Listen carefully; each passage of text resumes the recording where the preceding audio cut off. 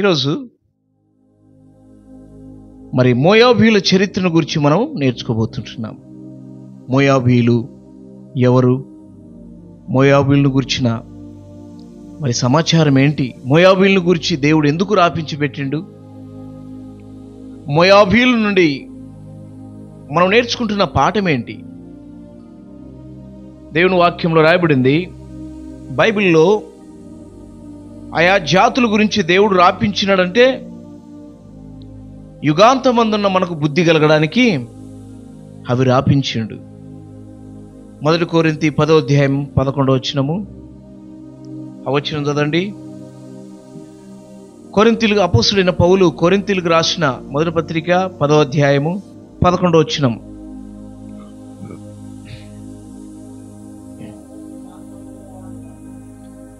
దృష్టాంతములుగా అవి సంభవించి యుగాంతమందున్న మనకు బుద్ధి కలుగుటకు రాయబడినవి అని చేయబడింది.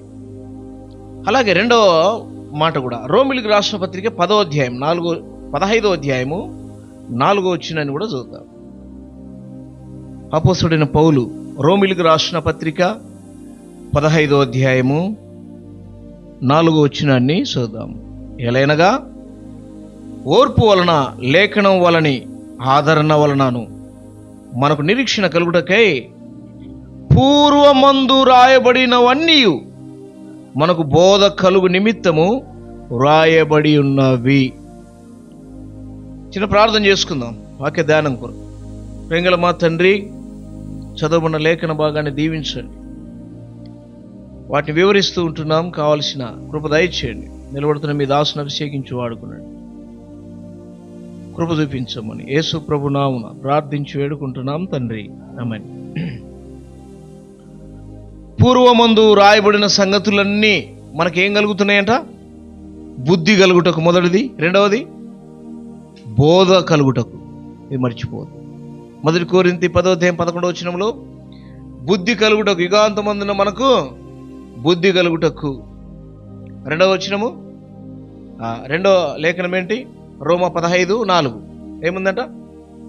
పూర్వమందు రాయబడినవన్నీ మనకు బోధ కలుగు నిమిత్తము రాయబడి. కాబట్టి వీటిల్లో మనకు బోధ ఉంది. ఈ బోధ ద్వారా ఏమొస్తుంది? మనకు బుద్ధి వస్తుంది. బుద్ధి కలుగుటకు. కాబట్టి అందుకనే దేవుడు ఈ మాటలన్నీ కూడా రాపించి భూమి మీద ఉంటున్న మనకు మరి గతించిపోయిన కోటాను కోట్ల ప్రజలు, అలాగే ఇక్కడ మనం చదువుకుంటున్న ఈ చరిత్రకారులు కూడా వారు చేసిన తప్పులు మీరు చేయొద్దు, బుద్ధి కలిగి బ్రతకండి అని మనకు పాఠం నేర్పించడానికి ఇవన్నింటిని కూడా దేవుడు రాపించి పెట్టినని మనం తెలుసుకోవాలా. ఈరోజు మోయాబీల చరిత్ర గురించి మనం నేర్చుకోబోతుంటున్నాం. మోయాబును గురించి మొదట దేవుడు ఏమన్నాడో చూద్దామా? ఇర్మియా గ్రంథము 45వ అధ్యాయము 45వ అధ్యాయము 35వ వచనం. ఇర్మియా గ్రంథం 45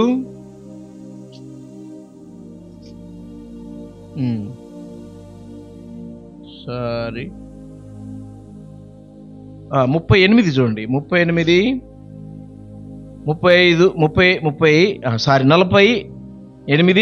35వ వచనం.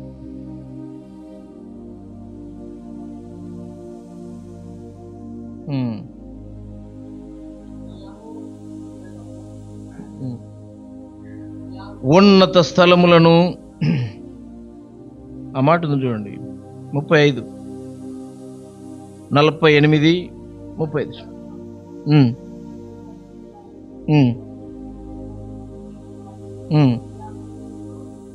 మోయాబులో లేకుండా చేసేదను. సరే, ఇంకో మాట చూద్దాం. మొదటి వచ్చిన చూద్దామా? 48వ అధ్యాయము మొదటి వచ్చిన చూద్దాం.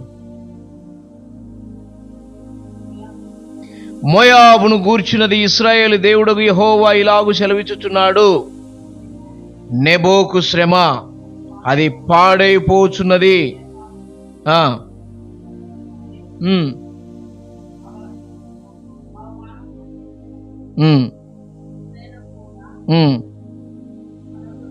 చాలమ్మా.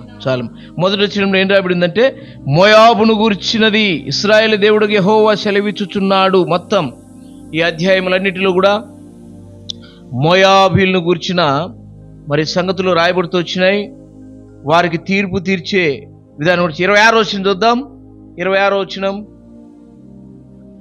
వచనం, మోయాబు యెహోవాకు విరోధంగా. సరే ఇంకో మాట ఏంటంటే, దేవుడు మోయాబును గురించి ఇచ్చిన తీర్పులు ఎందుకు తీర్పు తీస్తూ వచ్చినాడంటే, చూద్దామా, 42వ వచనం చూద్దాం. 42వ వచనం,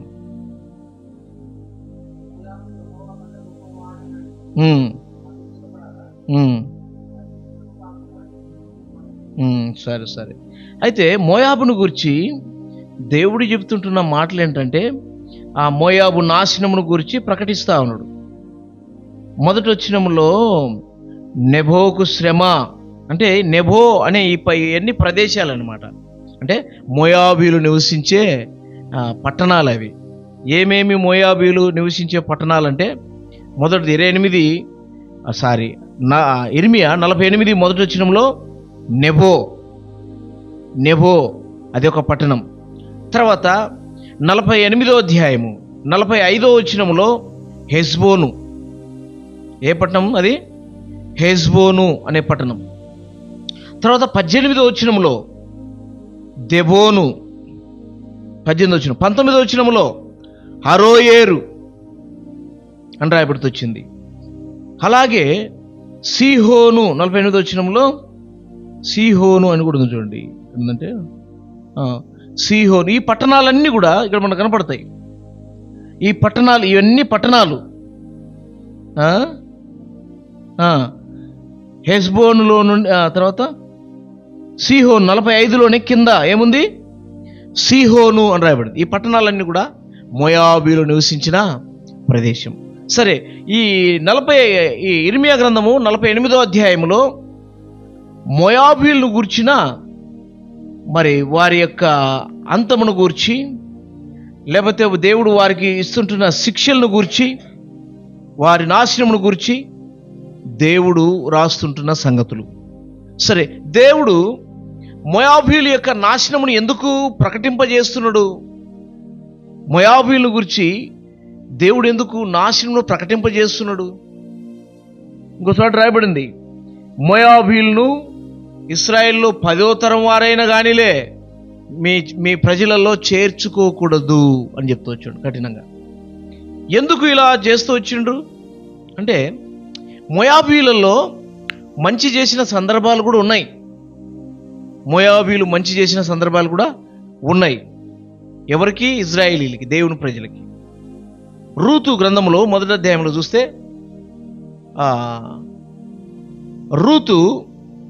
రూతు అత్త నయోమి బెత్లెహేములో కరువు వచ్చినప్పుడు, బెత్లెహేం అంటే ఎక్కడుంది? అది కనాను దేశంలో కరువు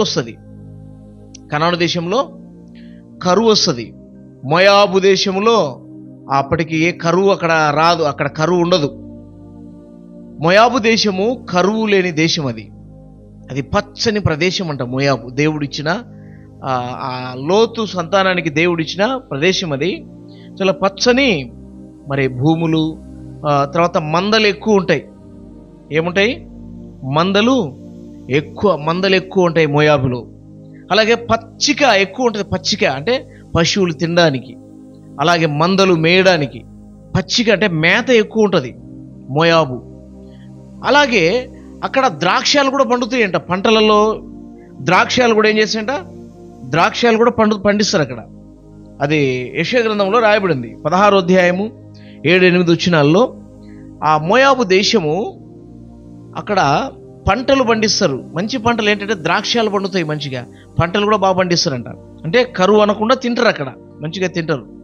అలాంటి మోయాబు దేశములో మోయాబీలు ఉన్నారు. ఏంటంటారా? ఆ మోయాబు దేశం అనేది అది ఒక చిన్న దేశంగానే కనపడుతుంది.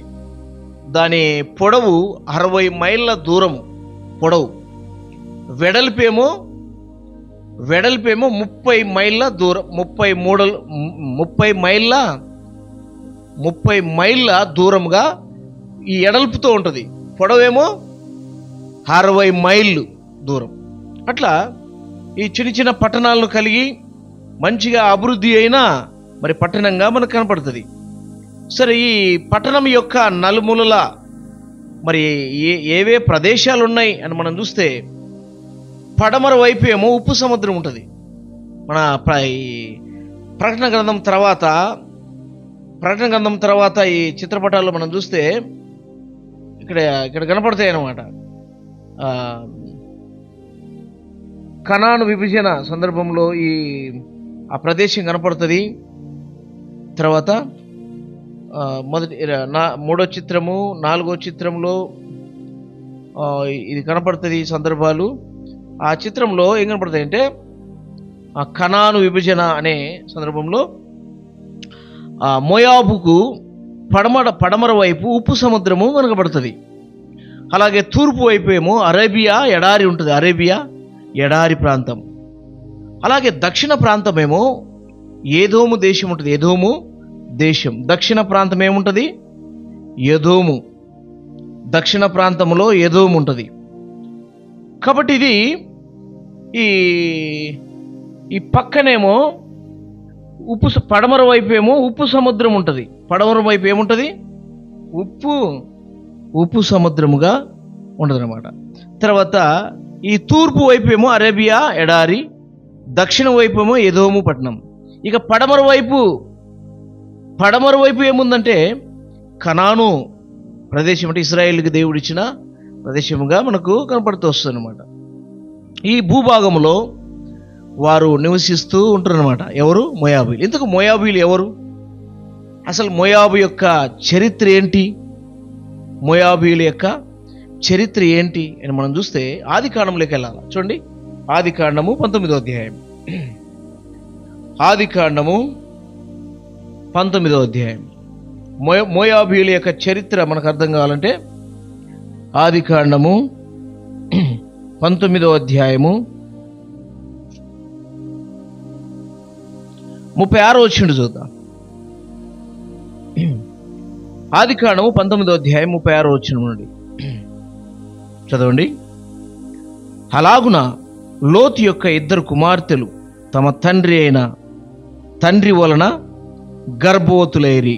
వారిలో పెద్దది కుమారుని కని వానికి మోయాబును పేరు పెట్టెను. అతడు నేటి వరకు మోయాబీలకు మూల పురుషుడుగా ఎంచబడును. కాబట్టి ఇక్కడ ఎవరంట? మోయాబీలు ఎవరి నుండి వచ్చిందంట? మోయాబు అనే వ్యక్తి నుండి మోయాబీలు వచ్చిండ్రు. ఈ మోయాబు అనే వ్యక్తి ఎవరి నుండి వచ్చిండు? లోతు పెద్ద కుమార్తె కొడుకు. ఎవరంట? లోతు పెద్ద కుమార్తె కొడుకు. ఈ లోతు ఎవరు కుమారుడు అంటే అబ్రహాము సహోదరుని కుమారుడు. అబ్రహాము యొక్క సహోదరుని కుమారుడు, తెరాహు కుమారుడు అబ్రహాము. తర్వాత లోతు తండ్రి కూడా ఉంటాడు అనమాట.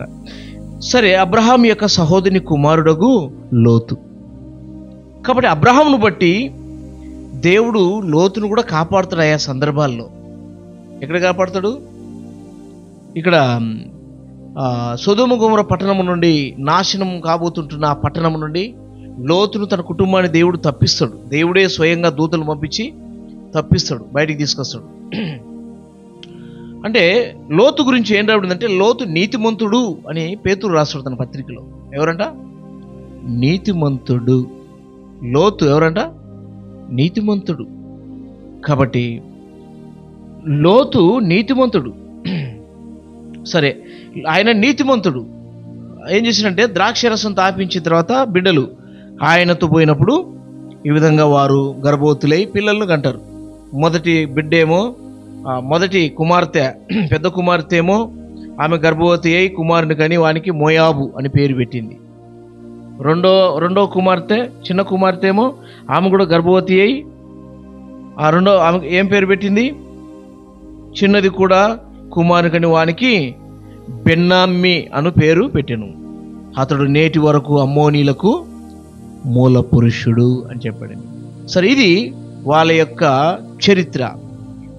ఈ మోయాబీయులు ఎక్కడి నుండి వచ్చినారు, వాళ్ళ సంతానం ఏంటి అంటే లోతు పెద్ద కుమార్తెకు లోతు ద్వారా పుట్టిన కుమారుడే మోయాబు. సరే, ఈ మోయాబీయులు దేవుడు ఆ ప్రజలను కూడా కాపాడుతూ వస్తున్నాడు భూమి మీద. కాబట్టి వారిలో కొన్ని మంచి లక్షణాలు కూడా ఉన్నాయి. ఎలా అంటే మరి రూతు అత్త ఎవరిమే? నయోమి కాలంలో, ఇది న్యాయాధిపతుల కాలం. ఇది ఏ కాలంలో జరిగింది? న్యాయాధిపతుల కాలం. న్యాయాధిపతుల కాలంలో జరిగిన సంఘటనే రూతు గ్రంథం. అప్పుడు ఏం జరిగిందంటే, కనాన్లో గొప్ప కరువు వచ్చింది. గొప్ప కరువు వస్తే నయోమి తన భర్తను తీసుకొని, 2 కుమారులు తీసుకొని మోయాబు దేశం పోయింది. మోయాబు దేశంలో కాపురం ఉన్నప్పుడు మోయాబీలు ఏం చేసినట్ట, వారిని చేర్చుకున్నారు. వింటున్నారా? చేర్చుకున్నారు. తర్వాత అక్కడ వాళ్ళ కుమారులకు కూడా బిడ్డలనిచ్చి పెళ్లి చేసేవారు. మోయాబీల పిల్లలలో రూత్ అనే ఆమె ఒక ఆమె, ఓర్ప అనే ఒక ఆమె. వీళ్ళెవరంటే మోయాబీలు. నయోమి 2 కుమారులకు అక్కడే పెళ్లి చేస్తుంది. అంటే వారిలో కొన్ని మంచి లక్షణాలు అంటే అంగీకరించిన, కరువు కాలంలో కూడా వారిని అంగీకరించినట్లుగా మరి మనం చూస్తుంటున్నాం. అలాగే 1 సమూయేలు గ్రంథం 22వ అధ్యాయంలో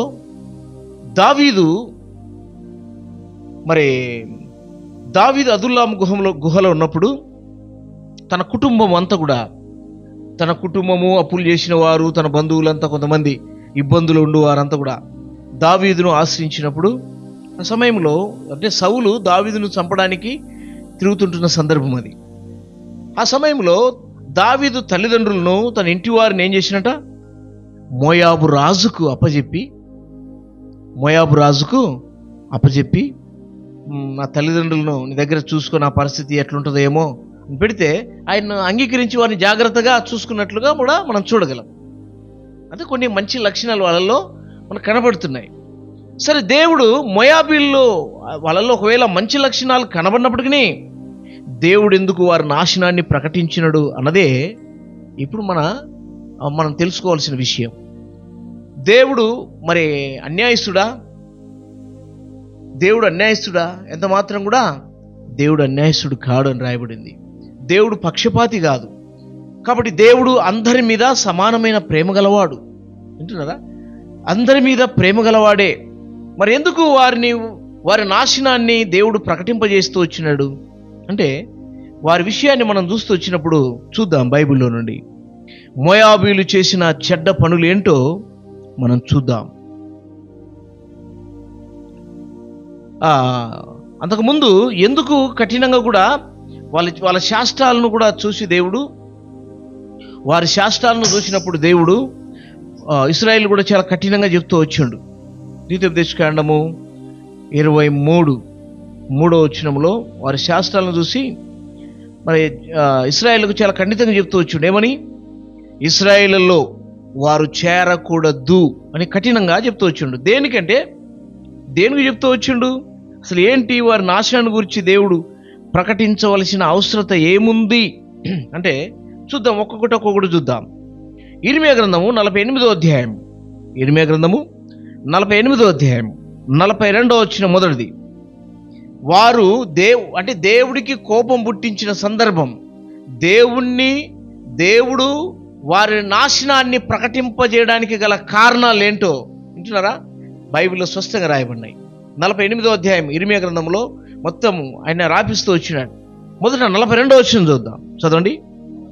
మోయాబు యెహోవా కంటే గొప్పవాడినని అతిశయపడగా.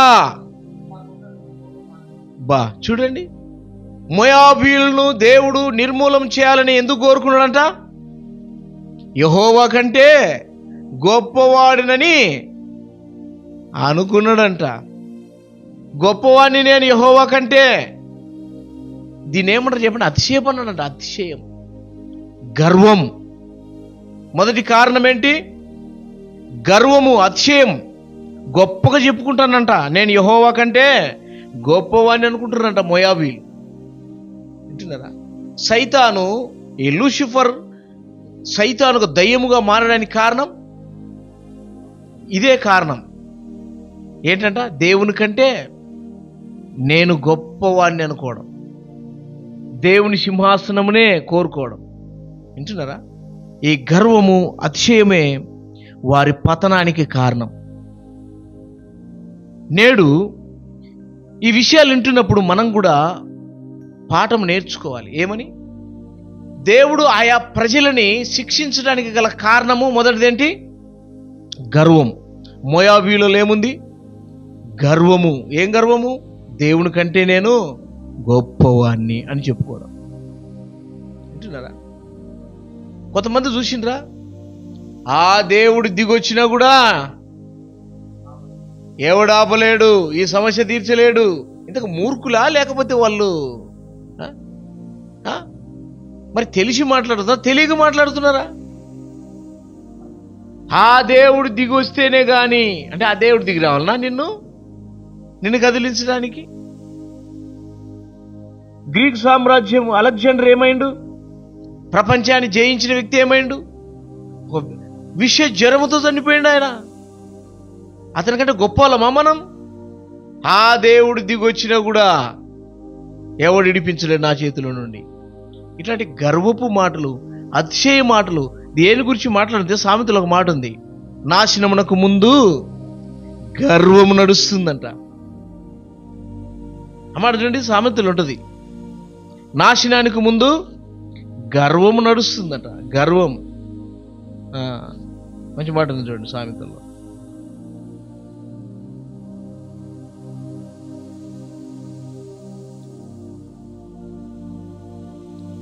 నాశనానికి ముందు గర్వము నడుస్తుంది, పడిపోవడానికి ముందు అహంకారము నడుస్తుందట. అహంకారం, గర్వము, అహంకారము, అతిశయము ఇవన్నీ భయంకరమైన పాపాలు, దేవుడికి కోపం పుట్టించే పాపాలు. అందుకే దేవుడు అనవసరంగా ఏ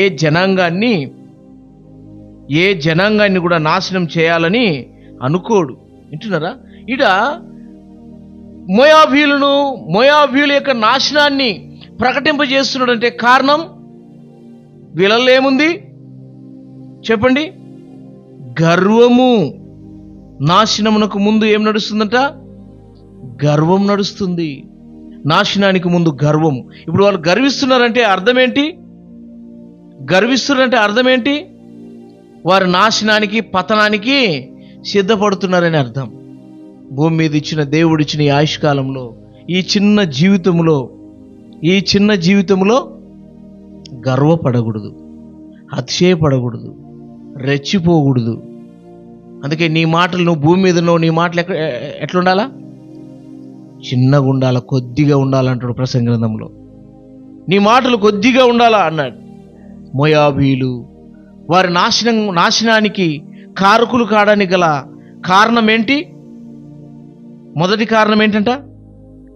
గర్వం, అతిశయం. అదనమాట. ఇక రెండవది ఏంటంటే 29వ వచనం, 48వ అధ్యాయం 48వ అధ్యాయం ఇర్మియా 29వ వచనంలో చూద్దాం. మోయాబీలు గర్విష్ఠులు. అక్కడేమో ఫస్ట్ 42వ వచనంలో ఏం రాయబడింది? యెహోవా కంటే గొప్పవాడనని అతిశయం. అతిశయులు, అతిశయించడం. యెహోవా కంటే గొప్పవారమని చెప్పుకోవడం ఏందండి ఇది? వింటున్నారా? యెహోవా కంటే మేము గొప్ప అని చెప్పుకోవడం ఏంటి? ఈరోజు కూడా అలాంటి అనేవాళ్ళు లేకపోలేదు. న్యూస్ మీడియా వచ్చిన తర్వాత వింటున్నారా? ప్రతి దిక్కుమాలిన వ్యక్తులు ఏం చేస్తున్నారు? దేవుణ్ణి దూషిస్తూ, ఆ తర్వాత దేవుని అనరాని మాటలు మాట్లాడుతున్నారంటే అర్థం ఏంటి? అతిశయించడానికి గల కారణం ఏంటి? పతనానికే కారణం. నాశనానికి ముందు గర్వం, పడిపోవడానికి ముందు అహంకారము నడుచుండాలి, అతిశయము. కాబట్టి మొదటిది అతిశయము, యెహోవా కంటే గొప్పవానని చెప్పుకోవడము భయంకరమైన పాపం. రెండవ పాపం ఏంటి? 29వ వచనంలో గర్వం. చదవండి.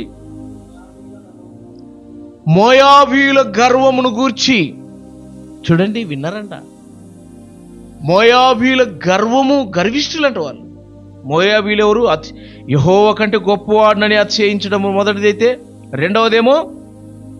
రెండవదేంటి?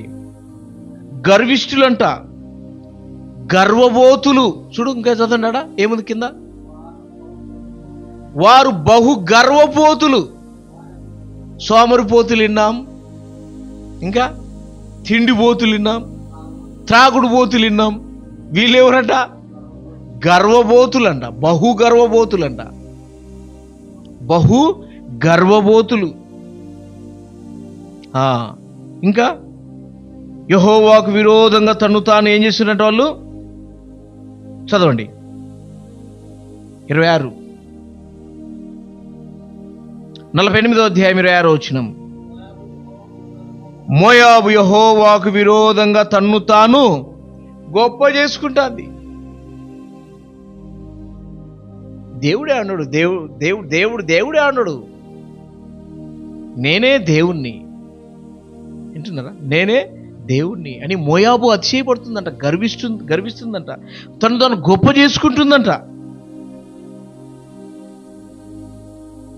దేవుడికి అందుకే కోపం వస్తుందండి.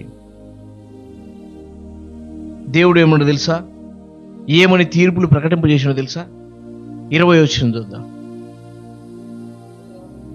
మోయాబు ఏం చేస్తుందంట? పడగొట్టబడినదై, ఏంటట? అవమానము నుండి ఉన్నది. పడగొట్టబడుతుంది, అవమానము నొందుతుంది దేవుడు ప్రకటించినాడు. 9వ వచనం త్వరగా, ఇర్మియా గ్రంథం 48, 9వ వచనం. అది వేగిరముగా బయలుదేరిపోలేను, నివాసి ఎవడును లేకుండా దాని పట్టణములు పాడగును. పట్టణాలు కూడా ఏమైతాయి? పాడైపోతాయి. దాంట్లో ఎవ్వరు నివాసం చేయలేరు. కుక్కలు, నక్కలు కూడా అందులో నక్కలు పండుకుంటాయంట. కాబట్టి అందులో వాళ్ళ పట్టణాల్లో ఎవరు కూడా నివాసము చేయరు. దేవుడు ప్రకటిస్తున్నాడు ఈ విషయాలు. వారి గర్వమును బట్టి, యెహోవా కంటే గొప్పవాడినని అతిశయమును బట్టి, గర్వమును బట్టి, తన్ను తాను యెహోవాకు విరోధంగా హెచ్చించుకున్న దాన్ని బట్టి దేవుడు ఏం చేస్తున్నాడు? తీర్పు తీరుస్తుంటున్నాడు. పట్టణంలో ఎవరు నివసించడు, పట్టణము ఖాళీ చేయబడుతుంది. తర్వాత ఇంకా 9వ వచనం చదివినాం కదా, ఇంకేంటి 45వ వచనంలో, 48, 45వ వచనం. హెష్బోనులో నుండి అగ్నియు సీహోను మధ్య నుండి జ్వాలలను బయలుదేరి మోయాబు శిరస్సును సందడి చేయువారి నడినెత్తిని కాల్చివేయుచున్నది. వారి నాశనం గురించి ప్రకటింపజేస్తున్నాడు దేవుడు. అగ్ని వస్తుందంట. కీర్తనలు కూడా రాయబడింది. 60వ కీర్తన 8వ వచనంలో, మోయాబు నేను కాళ్ళు కడుక్కుంటున్నా పల్లెము అన్నాడు దేవుడు. పల్లె కాళ్ళు కడుకు, చెయ్యి కడుక్కునేదేదో అని చెప్పాలా? దేవుడు ఏమంటాడు? నా కాళ్ళు కడుక్కుండే పల్లెమంట మోయాబు. అంటే అంత నీచమైనది అని. కాళ్ళు ఎక్కడ కడుగుతాం చెప్పండి? కాళ్ళు ఎక్కడ కడతాం? బయటే కడుగుతాం. బయటే కడుక్కొని బయటకు వస్తాం. దేవుడు ఏమంటాడు? నేను కాళ్ళు కడుక్కుండే పల్లెము అంటున్నాడు. నేను కాళ్ళు కడుక్కునే పల్లెము లాంటిది ఈ మోయాబు అంటున్నాడు. అంత నీచమైనది అని. జెఫన్యా గ్రంథములు కూడా 2వ అధ్యాయం 8, 9 వచనాల్లో, జెఫన్యా గ్రంథం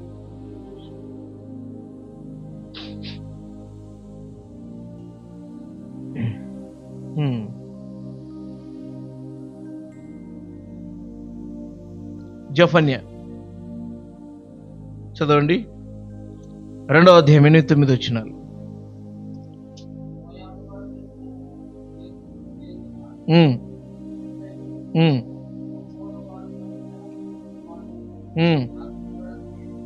వినబడుతున్నాయి ఆయనకు.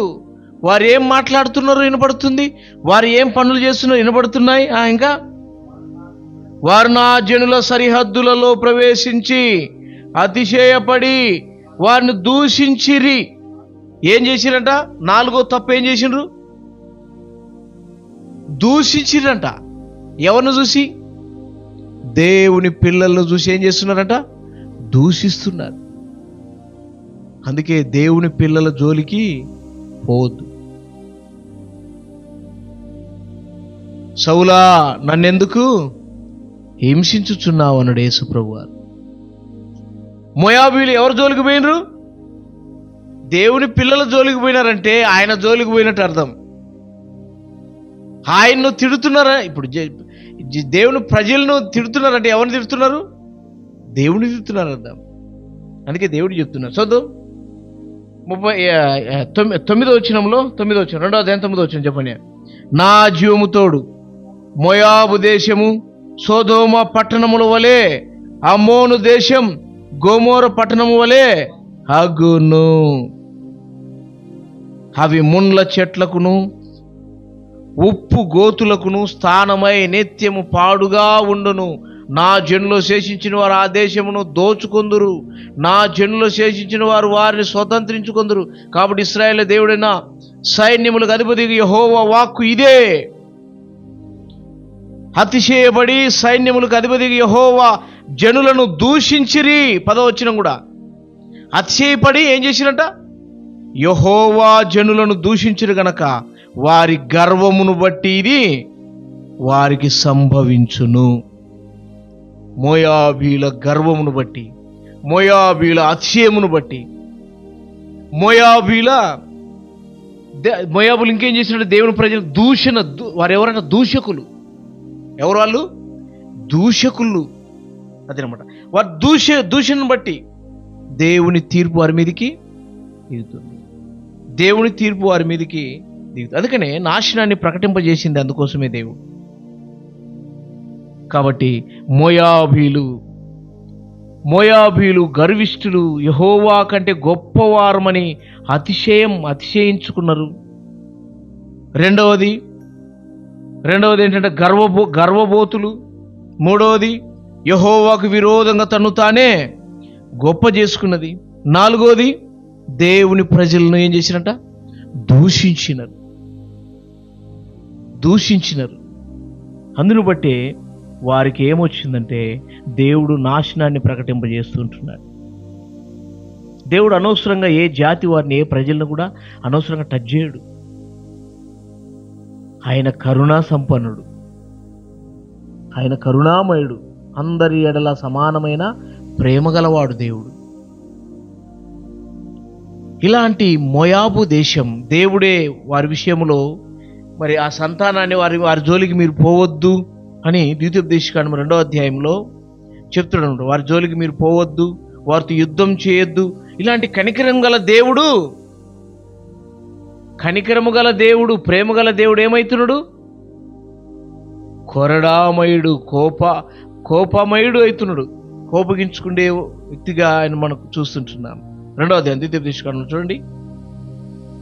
మోయాబీలను గురించి దేవుడు మాట్లాడాడు. 9వ వచనం చూద్దాం.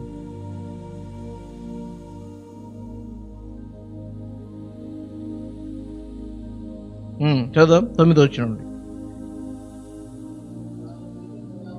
మనము తిరిగి మోయాబు అరణ్య మార్గమున ప్రయాణము చేయుచుండగా యెహోవా నాతో ఇట్లనెను, మోయాబీలను బాధింపవద్దు. వా, ఎంత మంచి దేవుడు! అంటే ఇంత సులభంగా వారి నాశనం ఆయన కోరతాడా? కోరడండి. చూడండి ఎంత మంచి, వారి పట్ల ఆయనకున్న మంచితనం చూడండి ఎలా ఉందో. ఇశ్రాయేలు ప్రజలతో దేవుడు ఏం చెప్తున్నాడు? మోయాబీలను బాధింపద్దు, వారితో యుద్ధము చేయొద్దు. వారెవరంట? లోతు సంతానమునకు 6 దేశములను స్వాస్థ్యముగా ఇచ్చి తిని, వారి భూమిలో ఏది నీకు స్వాస్థ్యముగా ఇయ్యను. లోతు సంతానానికి ఇచ్చిన. కాబట్టి నువ్వు ఇశ్రాయేలుతో దేవుడు చెప్తున్నాడు, మోయాబీలను బాధింపద్దు. నువ్వు మోయాబీలు ఎవరు? లోతు సంతానం. మోయాబీలను బాధించద్దు. తర్వాత వారితో యుద్ధాలు కూడా చేయొద్దు అన్నాడు. యుద్ధాలు కూడా చేయొద్దు. ఇంత మంచి దేవుడు చూడండి, ఇంత మంచి దేవుడు ఇంతగా కోపముతో రగిలిపోవడానికి గల కారణం వారిలో ఉన్న పాపము. ఏంటి ఆ పాపం? మొదటిది అతిశయం, దేవుని కంటే గొప్పగా చెప్పుకోవడం, దేవుని కంటే గొప్పగా చెప్పుకోవడం. రెండవది గర్వము, గర్వబోతులు. మూడవది తను తాను గొప్పగా చేసుకునేది, తను తాను గొప్పగా చేసుకునే పాపం. మూడవది నాలుగవది దేవుని ప్రజలైన వారిని ఏం చేసినట? దూషించారు. ఇది నచ్చదు దేవుడికి. ఎవరైనా కావచ్చు, ఏ తరంలో ఉండు వారికైనా. గర్విష్ఠులంటే దేవుని కంటే ఎక్కువ సుఖానుభవం గల వారిని తిమోతి రాసిన పత్రికలో రాయబడింది. ఇలాంటి వారిని ఎవరిని కూడా దేవుడు సహించడు. సామెతలో సొలొమోను రాజు ఏమని రాసిండు? నీకేం కావాలో కోరుకో అన్నప్పుడు ఏమన్నాడు? ఇంకా సరిపోయినంత ఆహారము, వస్త్రములు తప్ప ఇంకేం కావాలి? ఒకవేళ నాకు ఎక్కువ ఇచ్చినావు అనుకో, కడుపు నిండి ఏమంట? కన్ను మిన్ను గాని రాక యెహోవా ఎవడో అని దూషిస్తానేమో, ఎవడో అని దూషిస్తానేమో. లేదు తక్కువ చేసినావు అనుకో, నా దేవుడు నాకు అన్యాయం చేసిన అంటనేమో. ఎక్కువ వద్దు, తక్కువ వద్దు. ఇప్పుడు మోయాబీలు ఎక్కువై కన్ను మిన్ను కాన్రాక కండ్లకు పొర్రెక్కి కొవ్వు బట్టి ఏం చేస్తున్నారు? కొవ్వు పట్టిన మాటలేండి ఇవన్నీ. ఏ మాటలు ఇవి? ఏ మాటలు? యెహోవా కంటే నేనే గొప్ప అని చెప్పుకోవడం, యెహోవా కంటే గొప్పవాడినని చెప్పి అతిశయపడ్డం కొవ్వా కదా? అందుకే ఆయన కరిగిస్తాడు కొవ్వు పట్టిన వాళ్ళని. కొవ్వు పట్టిన మాటలు చూసిన ఎలా ఉంటాయో మనం మన తరంలో మన కళ్ళ ముందు కూడా ఎంతో మందిని చూస్తూ ఉంటాం. కొవ్వు పట్టిన మాటలు మాట్లాడుతూ ఉంటారు, చూసిందా? వాడిని అనిపిస్తూ ఉంటుంది, మనకు అనిపిస్తూ ఉంటుంది, వరెవరెవరు ఈ వ్యక్తి ఎక్కువ రోజులు భూమి మీద బ్రతికేటట్లేడే అనిపిస్తూ ఉంటుంది. వాడి మాటలు, వాడి శాస్త్రాలు చూసినప్పుడు. కొన్ని రోజులు భూమి మీద బ్రతకాలంటే ఏం చేయాలా? దేవుడంటే భయపడాలా, దేవుడంటే వనకాలా. ఎందుకు? నీ మాటలు కూడా కొద్దిగా ఉండాలా, ఎగస్ట్రాలు మాట్లాడకూడదు. వయసుకు తగ్గ మాటలు రావాలా. చిన్నపిల్లలు పెద్దోళ్ళని ఏం చేస్తారు? వర్రేతర్య, కొట్లాడేటప్పుడు వర్రేతర్య అంటే కన్ను మిన్ను కానరాని మాటలు. ఎవరైనా కావచ్చు, దేవుడు బైబిల్లో ఉన్న జాతుల్నే ఇడిచిపెట్టలేదంటే నేడున్న ప్రజలు కూడా ఇడిచిపెడతాడా? కాబట్టి అందుకనే భూమి మీద మనం ఉన్నాం, ఎవరిని కూడా పొగరబోతుగా మాట్లాడకూడదు. ఎట్లా మాట్లాడకూడదు? గర్వముతో ఎవరిని మాట్లాడకూడదు. మనకంటే వయసు గల వాళ్ళని గౌరవించాలి, మర్యాదగా మాట్లాడాలి. బైబిల్ రాయబడింది మర్యాదగా ఉండాలంట, మర్యాదగా మాట్లాడాలా, మర్యాద ఉండాలా. మాటల్లో, చేష్టల్లో గర్వపు మాటలు వద్దు. నీకున్న డబ్బును బట్టి, నీకున్న ఆస్తిని బట్టి, నీకున్న చదువును బట్టి, నీకున్న అందమును బట్టి, నీకున్న అంతస్తును బట్టి, నీకున్న పేరును బట్టి, పదవును బట్టి గర్విస్తే దేవుడు ఏం చేస్తాడు? తొక్కుతాడు. అట్లే గర్విష్ఠులందరి గర్వాన్ని ఏం చేస్తాడంట? అణిచేస్తాడు ఆయన. మోయాబీలను మనం చూస్తుంటున్నాం. బహు గర్విష్ఠులు అంట, బహు గర్విష్ఠులు, గర్వబోతులు, బహు గర్వబోతులు అంట వీళ్ళు. అందుకే దేవుడు వారి నాశనాన్ని ప్రకటింపజేసినాడు ప్రవక్తల ద్వారా. వయసుకు తగ్గ మాటలు ఉండాలా, మనకు వయసు తగ్గ పనులు ఉండాలా, శాస్త్రాలు కూడా ఎలా ఉండాలా? వయసుకు తగ్గ శాస్త్రాలు ఉండాలా. అంతేకాదు, ఒకవేళ మనకు డబ్బు ఉండొచ్చు, ఆస్తులు ఉండొచ్చు, కానీ డబ్బును బట్టి అతిశయపడకూడదు. ఎవరిని బట్టి అతిశయించాలా? భూమి మీద కృప చూపుచ్చు నీతి న్యాయములు జరిగించుచున్న యెహోవాను నేనే అని ఏం చేయాలట? దేవుణ్ణి బట్టి అతిశయించాల తప్ప. ఇర్మియా గ్రంథంలో రాయబడింది ఆ మాట చూడండి. ఇర్మియా గ్రంథము 9వ అధ్యాయం అనుకుంటా. ఇర్మియా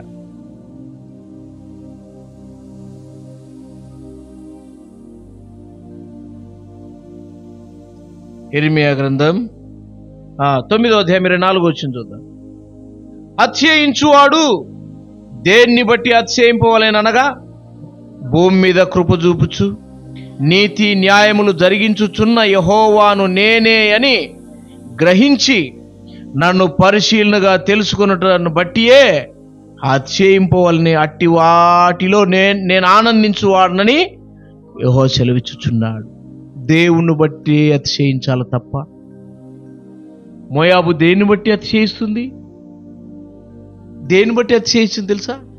వాళ్ళకున్న మందలు. ఒక సందర్భంలో దేవుడు మోయాబీలు ఇశ్రాయేలు చేతులు ఓడిపోయిన తర్వాత వాళ్ళు పన్ను చెల్లిస్తారు. ఎవరు? మోయాబీలు పన్ను చెల్లిస్తారనమాట. ఎంత అంటే 1,00,000 గొర్రె పిల్లలు తెస్తారంట సంవత్సరానికి.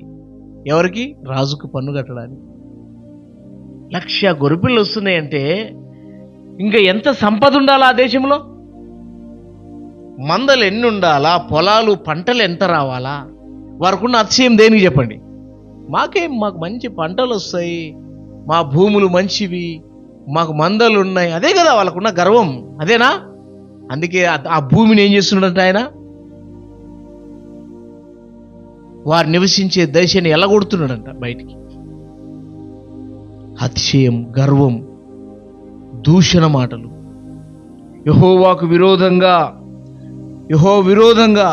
గర్వము, దూషణ, వీళ్ళు ఏం చేసినట్టు ఇంకా యెహోవాకు విరోధంగా తను తాను గొప్ప చేసుకోవడం, ఇంకా దూషించడం, దేవుని పిల్లల్ని దూషించడం.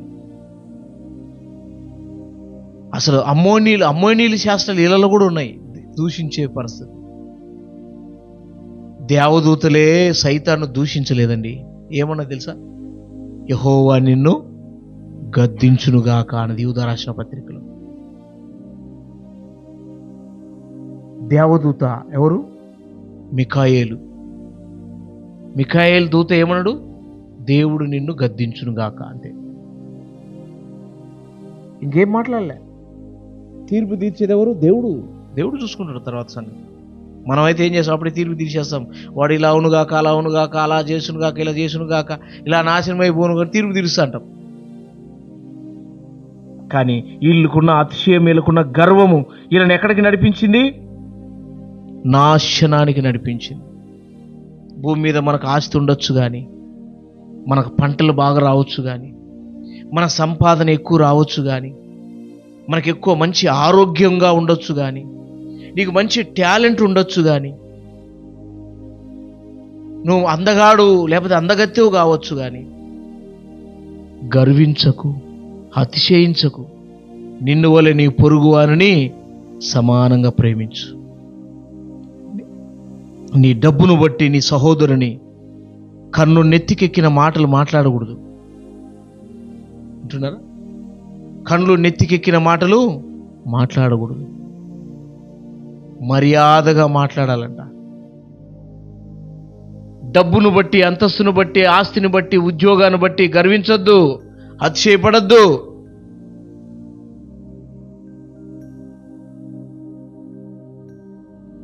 మాతో ఒక వ్యక్తి అంటే నాయంబడి వస్తా అంటాడు, మొన్న కూడా వచ్చినాడు ఇక్కడికి.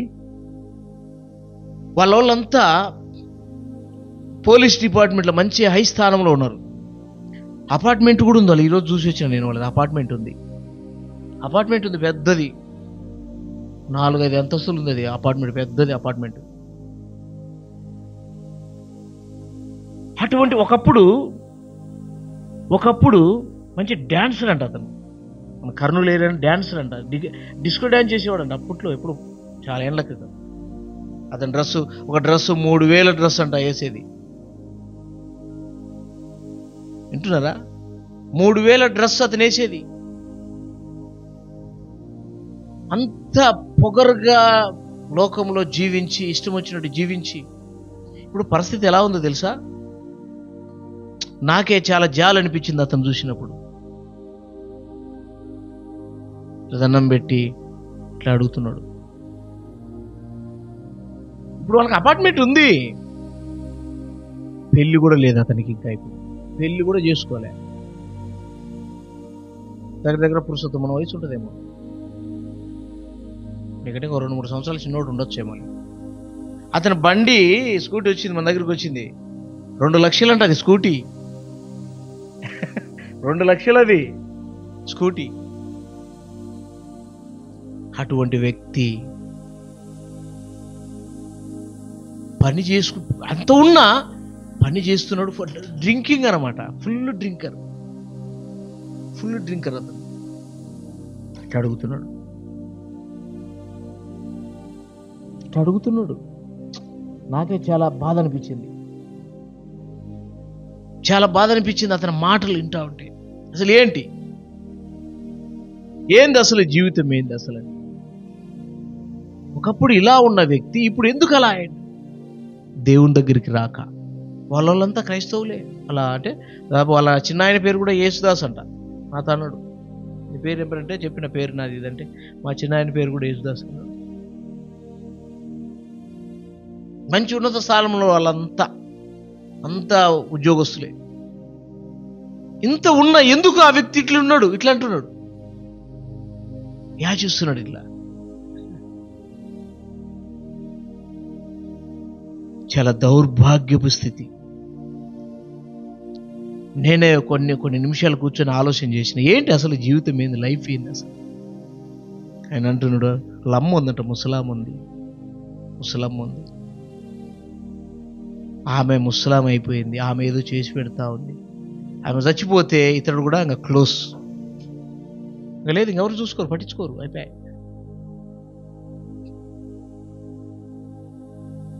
అసలు ఏంటి, ఎంత మంచి లైఫ్ ఎంత పాడు చేసుకుంటూ తెలుసా? జీవితం అంతా పాడైపోయింది. ఏంది, ఎవరికి కావాలండి ఆస్తులన్నీ? ఎవరికి కావాలి ఆస్తులు, అంతస్తులు? ఎవరికి కావాలా? అంత పెద్ద అపార్ట్మెంట్ ఎవరికి ఎంట కట్టుకోమోతలా? జీవితం ఎంత నాశనం చేసుకున్నాడు ఆ వ్యక్తి.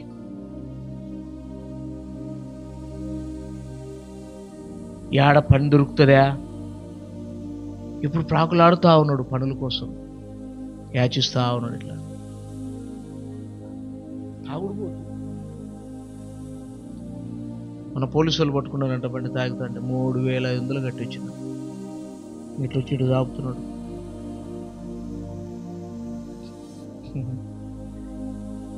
అది ఏది చెల్లు కొదవ పెట్టి కట్టి వచ్చిందంట, చెల్లు లేదు. ఇప్పుడు ఎంత భయంకరమైన జీవితం చూడండి.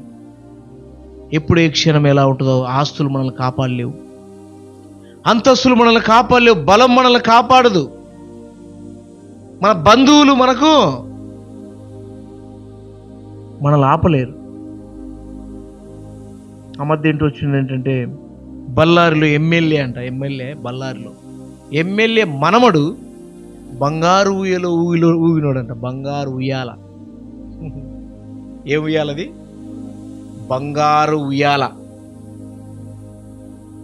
బహుశా పాట వచ్చింది, బాలసుబ్రహ్మణ్యం మాట అది. బంగారు ఊయలలో ఊగిన నీవు మట్టి పరుపు మీద పెట్టక తప్పదురా, ఏ క్షణమో తెలుసుకొని జీవితాంతం. పాట రాసిన అది. ఆ వ్యక్తి పరిస్థితి ఎలా ఉంది తెలుసా? చినిపోయిన పంచి కట్టుకున్నాడు, సట్టు దొరుకున్నాడు, అడుక్కొని తింటాడు, పోయి ఇండ్లు కూడా లేక ఆడో చెట్ల కింద రాత్రి పూట కాలం గడుపుతూ అడుక్కుంటాడు.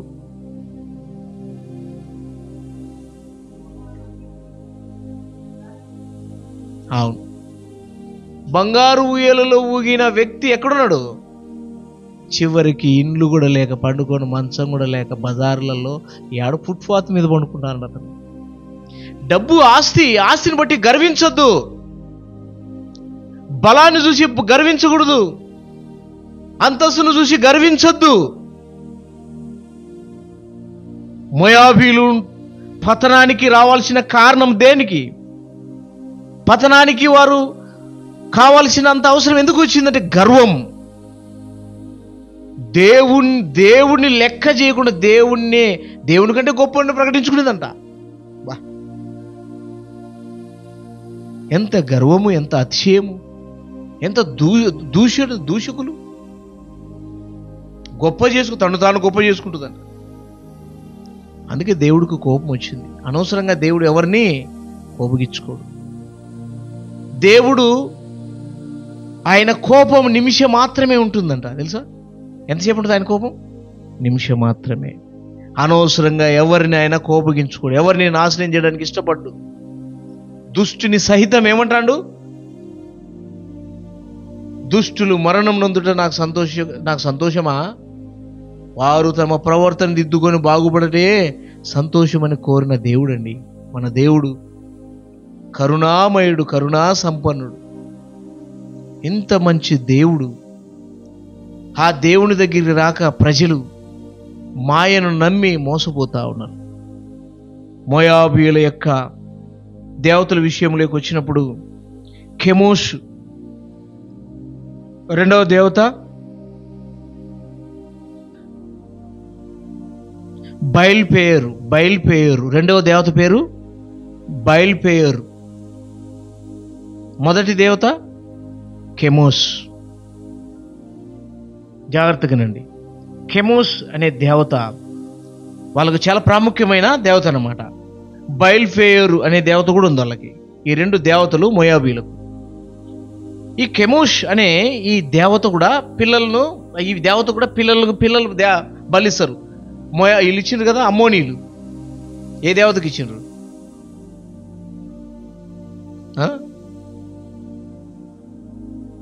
బైబిల్లో చూసినాం కదా.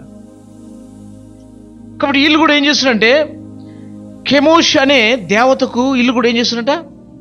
పిల్లల్ని బలిస్తారంట. పసిపిల్లల్ని బలిస్తారంట. అగ్నిగుణం దాటిస్తారంట మోయాబీలు. ఈ కెమోష్ అనే దేవతకు సొలొమోన్ రాజు కూడా మొక్కిందంట. వింటున్నారా? దేన్ని బట్టి? అన్య స్త్రీలను వివాహం చేసుకున్నట్టుని బట్టి. రాజకుమార్తెలే కాకుండా 700 మంది రాజకుమార్తెలే కాకుండా 300 మందిని ఈ అన్య స్త్రీలను తెచ్చుకున్నాడంటే.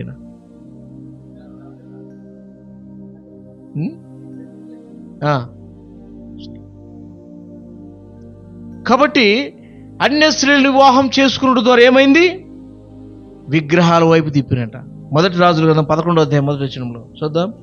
చూడండి, మొదటి రాజులు 11వ అధ్యాయం మొదటి వచనం చదవండి.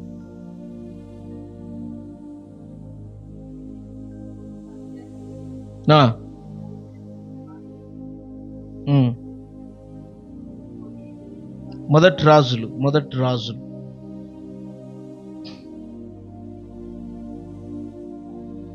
రాజులు 11వ అధ్యాయం మొదటి వచనం. మోయాబీలు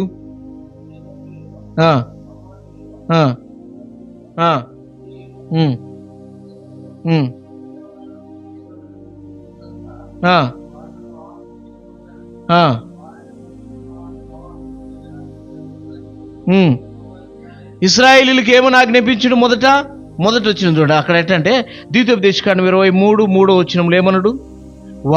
వాళ్ళని చేరనీయకూడదు, వాళ్ళతో మీరు చేరద్దు. ఈ 2 వచనాలు చదవండి. అది చదవండి ద్వితీయోపదేశకాండంలోది. తర్వాత రాజులు మొదటి గ్రంథం 11వ అధ్యాయం మొదటి వచనం కూడా చదవండి. ఒకరు అది చదవండి, ఒకరు ఇది చదవండి. అమ్మోనీయుడే గాని మోయాబీయుడే గాని యెహోవా సమాజంలో చేరకూడదు. ఎన్నడూ కూడా యెహోవా సమాజంలో చేరకూడదు. ఇప్పుడు రాజులు మొదటి గ్రంథం 11వ అధ్యాయం మొదటి వచనం.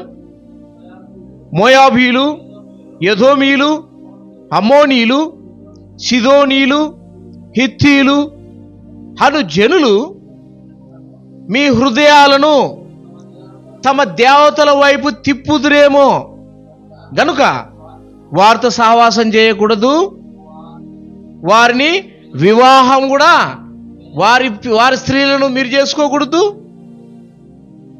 తర్వాత మీ పిల్లల్ని వాళ్ళకి ఇవ్వకూడదు. ఇస్తే ఏమవుతుందంట? వారి దేవతల వైపు ఈ మనుషులు హృదయాలు ఏం చేస్తారంటే తిప్పేస్తారంట. సొలొమోనుకు అలా జరిగింది. 7వ వచనం చదువు. సొలొమోనుకు అలా జరిగింది. సొలొమోను కెమోష్ అనే మోయాబీల హేయమైన దేవత అంట. అది మామూలుగా కెనోసు దేవత అని అంతటా విడిచిపెట్టలే దేవుడు. ఏమని రాసిండు? హేయమైన దేవత అంటే చాలా చెడ్డది, పనికి మాలింది, హేయమైంది, అసహాయకరమైంది అని అర్థాలు వస్తున్నాయి. అసహాయకరమైన దేవతను ఏం చేసినట్ట సొలొమోను? గుడే కట్టించినట్ట, బలిపీఠాలే కట్టించినట్ట. కారణం భార్యలను బట్టి. వారిని వివాహం చేసుకున్నట్టు ద్వారా సొలొమోను హృదయం ఏం చేసినట్ట? అన్య దేవతల వైపు తిప్పేసిన ఆయన హృదయాన్ని. ఏం చేస్తారు చెప్పండి? భార్య మాట కాదంటరా? అసలు భార్య అంటే ఏంటి? సగం భాగం. భార్య అంటే ఏంటి? సగము భాగం. ఏక శరీరం. వింటున్నారా? ఏక శరీరం. సొలొమోను దేవుని ప్రత్యక్షత, మరి దేవుని స్వరము విన్నవాడు. వింటున్నా? ఆయన ప్రత్యక్షతను చూసినవాడు. అన్య దేవత కెమోషుకు బలు అర్పించడానికి పోయినాడంటే ఎంత దౌర్భాగ్య స్థితి. అందుకనే అన్య స్త్రీలను వివాహము చేసుకోకూడదు. ఈరోజు క్రైస్తవులు కూడా, బంధువు కావచ్చు, రక్త సంబంధులు కావచ్చు, మేనరికం కావచ్చు, అన్యులుగా ఉన్న వారిలో మనం చేరకూడదు. వాళ్ళతో పొత్తు పెట్టుకోకూడదు. వివాహ పొత్తు ఎందుకు? వాళ్ళదొక రూట్ ఉంటుంది, వీళ్ళదొక రూట్ ఉంటుంది. విశ్వాసి అవిశ్వాసికి పాలెక్కడిది, పొత్తు ఎక్కడిది అంటాడు. సరే పెళ్ళైనాక మార్చుకుంటారులే అంటారు సులభంగా. వాక్యం ఏం చెప్తుంది? ఓ స్త్రీ, నీ భర్తను నువ్వు రక్షించుకుందో లేదో నీకు తెలుసా?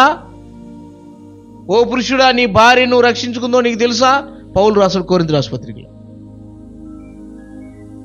కాబట్టి క్రైస్తవులు అన్యులతో వివాహము చేసుకోకూడదు. పరిస్థితి ఏమైనా సరే వారితో సంబంధాలు పెట్టుకోకూడదు. ప్రేమించాల, ఐక్యత కలిగి ఉండాలి, కానీ వాళ్ళని ప్రేమించాలి. కానీ కాకపోతే వారితో వియ్యమొందకూడదు. ఎందుకు? మన హృదయాలు కూడా ఏమైతే వారి వైపు కూడా తిప్పబడతాయి. అందుకే మోయాబీల చరిత్ర ద్వారా కూడా మనకి ఏం నేర్పించబడుతుందంటే, మోయాబీల గర్వమును బట్టి, వారి అతిశయమును బట్టి, వారి పొగర్తమును బట్టి, వారి అతిశయమును బట్టి, అతిశయించుకున్న దాన్ని బట్టి, గొప్ప చేసుకున్న దాన్ని బట్టి, దేవుని ప్రజలు దూషకులు వాళ్ళు. దీన్ని బట్టి వారు ఏ విధంగా పతనానికి దారి తీసుకున్నారో మీరు కూడా జాగ్రత్త అని వాక్యము, ఈ పాఠం మనల్ని హెచ్చరిస్తుంది. అన్యులతో మనము సహవాసం చేయకూడదు. వింటున్నారా? వారి ఆచారాల్లో మనం పాలు పొందకూడదు. వారి పద్ధతులలో మనం చేరకూడదు. ఏదైనా డబ్బులు, ఏదైనా అన్నము పెట్టే విషయంలో పెట్టు, ప్రేమించు. సంబంధాల విషయాలు జాగ్రత్తగా ఉండాలి. దేవుని పిల్లలకు దేవుని పిల్లలనే చేయాలి. కాబట్టి ఇశ్రాయేలీయులు అలా చేసి ఏమైనరు? సరే, వారి దేవతలలో ఏమన్నా శక్తి ఉందా? ఏమన్నా ప్రార్థన ఆలకిస్తాయా? వారు మొరపెట్టుకున్న మొర వింటాయంటే వాటిలో ఏం శక్తి లేదు. చూడండి, యెషయా గ్రంథం 16వ అధ్యాయం 12వ వచనంలో ఆ కెమోష్ అనే దేవత ఉంది కదా, మరి సొలొమోను కూడా వాడి గుడి కట్టించి వాటిని పూజించిండట. కానీ వాటికి ఏమన్నా శక్తి ఉందా? ఏమన్నా ప్రార్థన ఆలకిస్తే ఏమన్నా సాయం చేస్తాడంటే ఏం లేదు. చూడండి, మోయాబీలు ఉన్నత స్థలాలంటే వాళ్ళ దేవుళ్ళ గుళ్ళ దగ్గరికి వచ్చి ఆయాసపడి ప్రార్థన చేస్తారంట వాళ్ళ దేవతలకి. కెమోషు కానీ, రెండవది ఏంటంట బయల్ఫేయోరు. ప్రార్థన చేసినప్పుడు, తమ గుడిలో ప్రవేశించినప్పుడు ఏమి దొరకదు. కారణం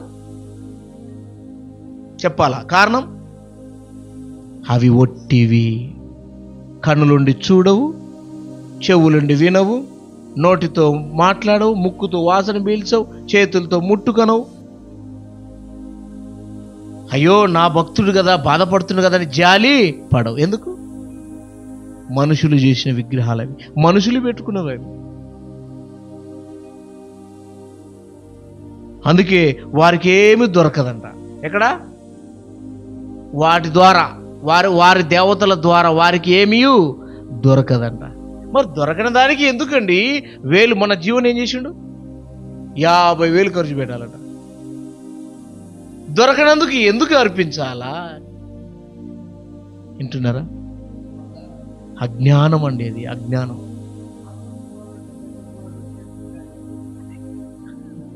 ఎంత అజ్ఞానం చూడండి, ఎంత అజ్ఞానం. ఏమి చేయని దానికి ఎందుకు చేయాలి? చేయవు కదా, సహాయం చేయవు కదా.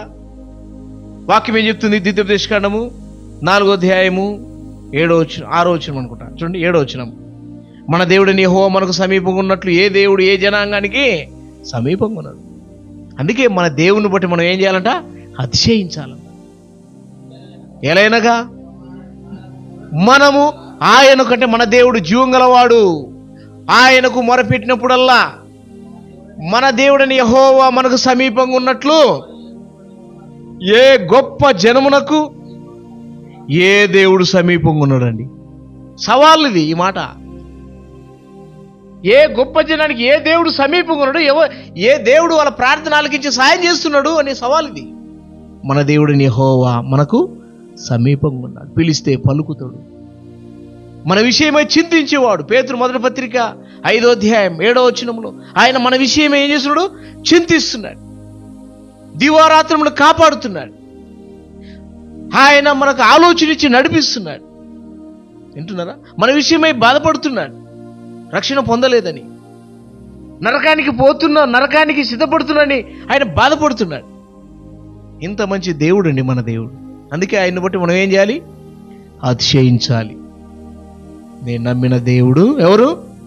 జీవం గలవాడు.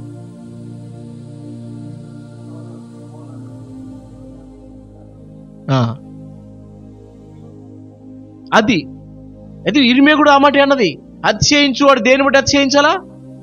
దేవుని బట్టి అతిశయించాలా. కోరేష్ ఏం చేసినట? కోరేష్ రాత్రి చూసినవా? అది గురించి ఏం చూసింది? కోరేష్ ఏం చేసినట? దానియేలు గ్రంథంలో 6వ అధ్యాయం ఆయన ఏం చేసిండు? కోరేష్ దేవుణ్ణి పొగుడుతాడు. చూడండి, ఆయన ఎంత మంచి దేవుడు మన దేవుడు, ఇంత మంచి దేవుడు మన దేవుడు. మనకు సమీపంగా ఉన్నట్లు ఏ జనానికి ఏ దేవుడు సమీపంగా ఉన్నాడు అని సవాలు ఇచ్చినాడు. 25వ వచనంలో కోరేష్ కాదు, దర్యావేసు. ఏం పేరు ఈయన పేరు? దర్యావేసు. ఏమన్నాడు? దానియేలు దేవుడు ఎవరంట? జీవం గల దేవుడు, ఆయన రాజ్యము తరతరములు ఉంటుంది, ఇది నాశనము కానిది.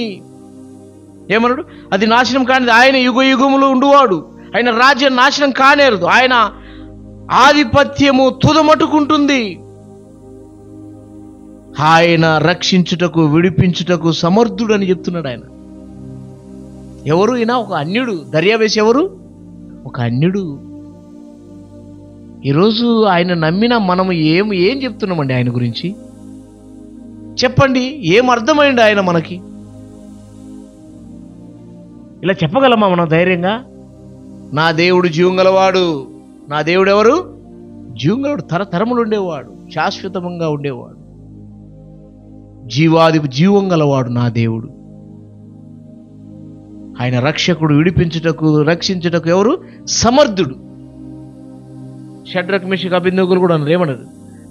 నేను నమ్మిన దేవుడు ఈ అగ్నిగుణం తప్పించి రక్షించుటకు సమర్థుడు అని చెప్పగలిగినారు వాళ్ళు కూడా. ఈరోజు మనం కూడా అలాంటి ధైర్యముతో మన దేవుణ్ణి చూసుకుంటూ మనం ఏం చేయాలి? సంతోషపడాలా. ఇంత గొప్ప దేవుణ్ణి నేను నమ్మింది, ఇంత గొప్ప దేవుణ్ణి నేను నమ్మింది. అతిశయించాల. కాబట్టి మోయాబీలు వారికి ఉన్న ఆస్తులను బట్టి, వారికి ఉన్న మందలను బట్టి, వారికి ఉన్న సమృద్ధిని బట్టి కన్ను మిన్ను కానరాక కండ్లకు కొవ్వు బట్టి ఏం చేసిండ్రు?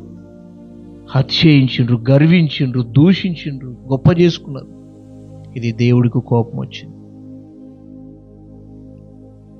మనకు సమృద్ధి ఉండొచ్చు, ఆస్తి ఉండొచ్చు, డబ్బు ఉండొచ్చు, దాన్ని చూసి గర్వపడద్దు.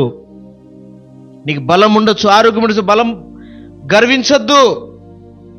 తగ్గించుకో, లోబడు, ప్రభు ఉన్నాడు పైన.